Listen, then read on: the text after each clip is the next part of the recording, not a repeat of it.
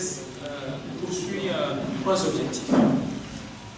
Le premier, c'était donc de fournir les détails sur les événements de la semaine dernière à Grille.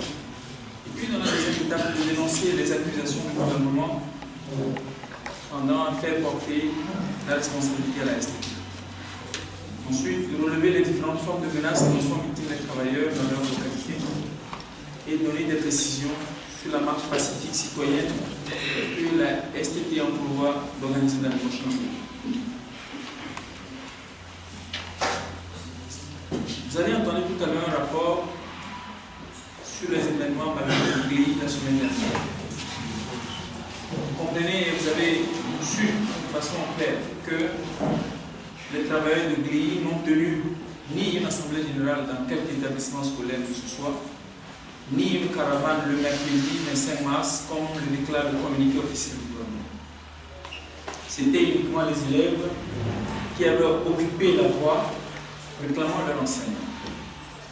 D'après les informations recueillies, ce sont des militaires de régime de Témédia qui ont violenté sévèrement les élèves et la population et même les observateurs des droits de l'homme et des journalistes.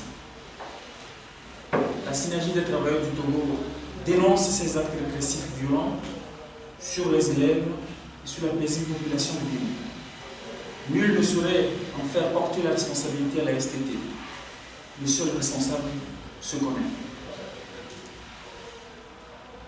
Les responsables des travailleurs de la STT sont en insécurité totale dans notre pays aujourd'hui. Après les menaces de licenciement, les harcèlements et les intimidations, ce sont aujourd'hui des tentatives d'enlèvement qui planent sur nos responsables. Ainsi, M. Bondiabi Demanté, qui est le coordinateur savant de la STT, a reçu la visite de deux individus non identifiés la nuit du 24 mars vers 21h qui ont forcé la serrure de son portail. Ils ont détalé à la réaction des occupants de la maison. Il a dû passer quelques jours au maquis.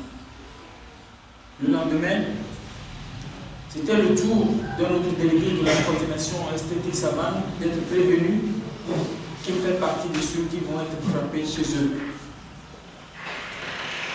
Le mercredi 25 mars 2015, M. Combognon, coordonnateur STT Région Centrale, a reçu un coup de fil d'une autorité ministérielle qui l'a accusé de vouloir brûler le pays. Dans la nuit du même jour, il recevra la visite de personnes non identifiées qui l'ont poursuivi et heureusement il réussit à s'échapper. Depuis lors, il est lui aussi au maquis. Le 16 mars dernier, M. Ougo Akou Aboubakari, enseignant à l'EPP à Bouddha, dans la COSA, a été victime d'une affectation punitive pour avoir porté un brassard rouge comme l'a indiqué la STT.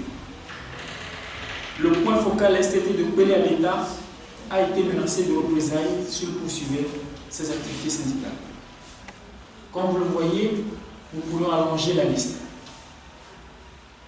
Nous avons un mot à l'endroit du gouvernement qui est chargé d'assurer la sécurité des biens des personnes dans notre pays.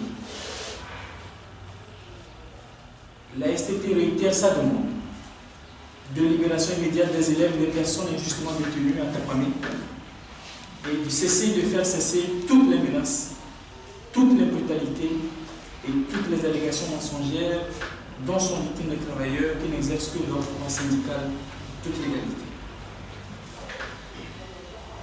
Nous souhaiterions apporter quelques détails sur la marche pacifique que les travailleurs entrevoient dans le jour. Tandis que la STT ne demande qu'à discuter de ces revendications avec le gouvernement, celui-ci, avec mépris total, a opté pour des tournées, dit-il, pour expliquer ses efforts constants vis-à-vis des travailleurs. Nous avons le retour de toutes ces tournées qui ont servi à dénigrer, à accuser gratuitement les responsables de la STT et à proférer parfois des mensonges comptant sur une éventuelle démobilisation. C'est l'occasion pour nous de remercier les travailleurs dans leur ensemble pour leur grande mobilisation derrière leurs revendications. Ces occasions et dans toutes les localités visitées l'accueil réservé à l'équipe gouvernementale a été le même.